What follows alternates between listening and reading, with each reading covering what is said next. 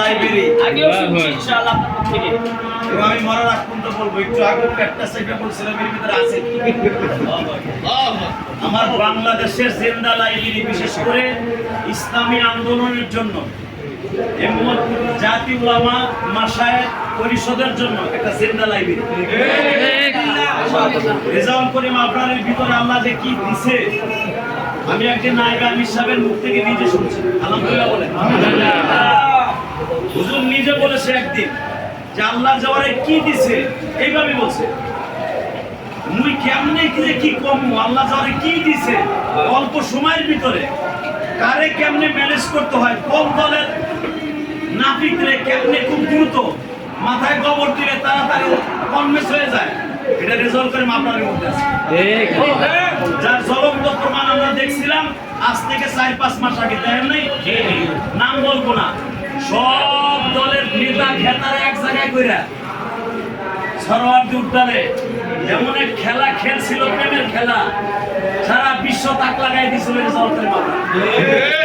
তো আজকে জাতীয় উলামা মাশায়েখ পরিষদের মাথা যখন এখানে আছে, আমার মতো সেলাগুটির আপনাদের বক্তব্য দিয়ে আপনাদের অশান্তরা মনকে সান্ত্বনা দেওয়ার মতো এবিলিটি আমার নাই।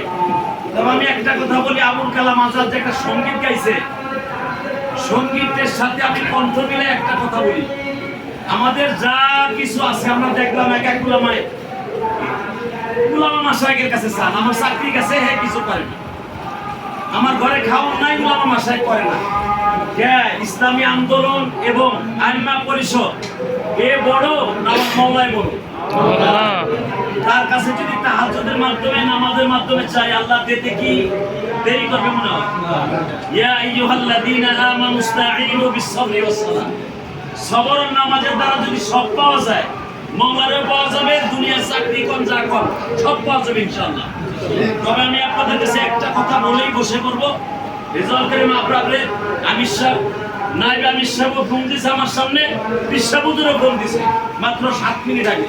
ওনার চলে যেতে হবে, আমার সময়টা আমার ভাইরে দিয়ে একটা কথা বলে বসে পড়বো, সেটা হলো উলামা লীগ, উলামা দল, ওরা যদি ডেইলি 2000, 4000, 5000 করে সদস্য বাড়াইতে পারে, আমরা কি বাড়াইতে পারি না? রাজি না, খালি আমরা কি সদস্য বাড়াইতে পারি না? এখান থেকে কম হবে, পুরা ফয়সালা দেবে আমাদের আপনার ভাই।